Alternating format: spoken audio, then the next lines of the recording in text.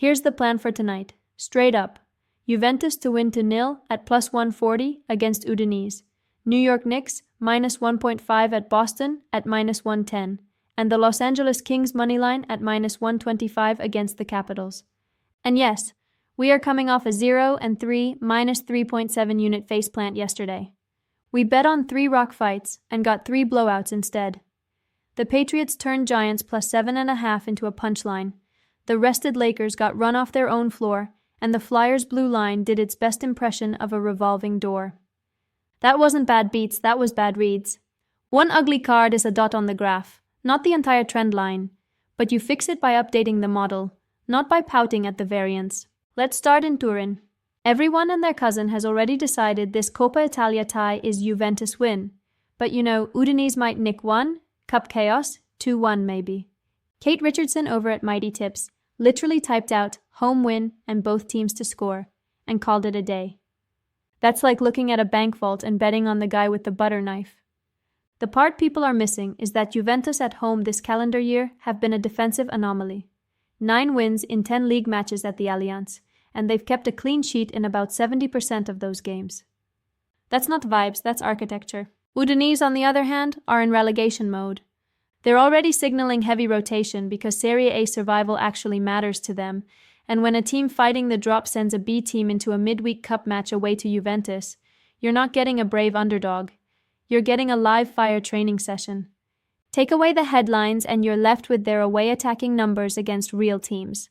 Blanked at Roma, blanked at Bologna, 1 goal in a 3-1 loss to the same Juventus side in October. When they step up in class, their offense disappears. Then layer in the game environment. Cold December night in Turin, a referee in Francesco Forno, who hands out yellow cards generously and punishes tactical fouls early. That is awful news for an undermanned Udinese side that would love to kick their way through 90 minutes and try to steal a set piece. Once those early cards come out, their defenders can't play on the edge, the passing lanes open, and Juventus midfield strangulates the match.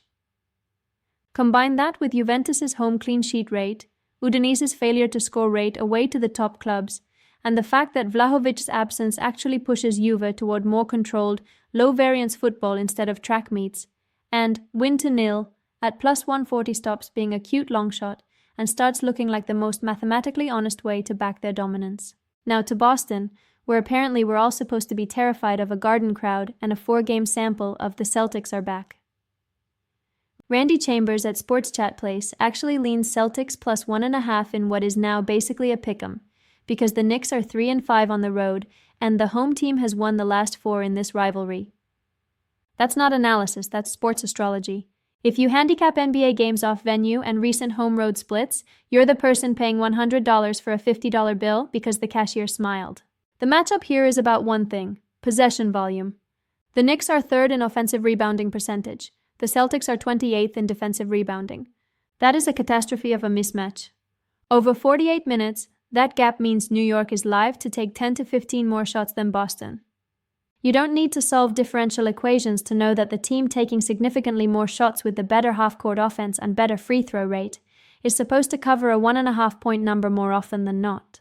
Boston's counter is Joe Mazzulla's religion of threes. Shoot 40-plus triples, pray the math bails you out.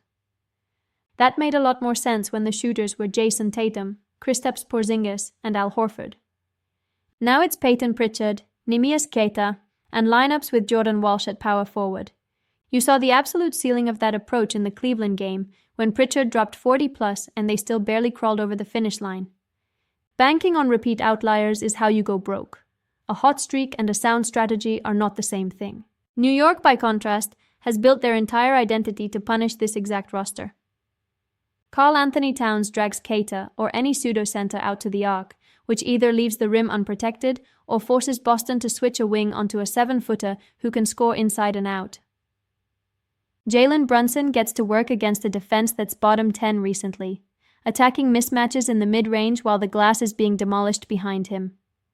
And with OG Anunoby out, Josh Hart has gone full Dennis Rodman, double-digit rebounding averages as an undersized forward, living on those long misses that Boston's jumper-happy offense creates. The one stat almost nobody is talking about is Boston's defensive rebound rate with these small lineups. If you can't finish possessions, you can't close out a game against a team that keeps crashing the glass for extra chances. We're not betting on the team with the louder building. We're betting on the team that gets more shots, more free throws, and has the two best players on the floor. Finally, to Los Angeles, where the market has fallen in love with the shiny object. Washington has won 7 of 8, is chasing its 5th straight victory, and everyone suddenly decided the Caps are back. Randy again is on Washington at plus money because they're in better form, and the Kings have been frustrating at home. That's exactly how you get trapped. Recency bias in a league where one hot shooting week can make anyone look like a contender. Under the hood, these two teams are living opposite lives. Washington is running a top 10 shooting percentage at 5 on 5, over 10.5%, while their underlying chance creation is middle of the pack. The Kings are sitting near the bottom of the league in shooting percentage at around 7%, despite generating good volume and controlling games territorially. Over a full season, almost everybody regresses back toward the same PDO neighborhood. So you have an overperforming offense propped up by unsustainably hot finishing, facing an underperforming offense that already suppresses chances at an elite level, allowing fewer than 26 shots per night. The long-term math is screaming that these curves are going to cross. Then you look at structure. Los Angeles runs a 1-3-1 neutral zone trap that is specifically designed to kill rush-based teams like Washington.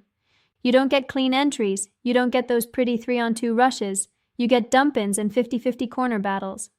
That's already a rough script for an East Coast team playing a 10:30 local start, which is essentially a midnight third period for their body clocks. Take Nick Dowd out of the lineup, their best defensive center, penalty kill anchor and face-off specialist, and now Washington's thin down the middle in the one area you cannot fake, defensive structure. Anze Kopitar and Philip Danault are going to live in the offensive zone if the Kings spend all night starting with the puck. We've already seen this movie once. In the first meeting, Washington won 2-1 on the scoreboard, but the Kings outshot them, carried play for the final 40 minutes, and turned Charlie Lindgren into a highlight reel. That is exactly the kind of revenge spot we care about. Not emotion, but a process-result mismatch that tends to correct itself over the next sample. Combine the regression case, the structural advantage, the east-to-west travel tax, and the hole Nick Dowd leaves in the Caps' penalty kill, and Kings at roughly minus 125 is not a scary price, it's a discounted one. Betting the road dog just because the last 8 games went well is like trusting a blindfolded dart thrower with your portfolio.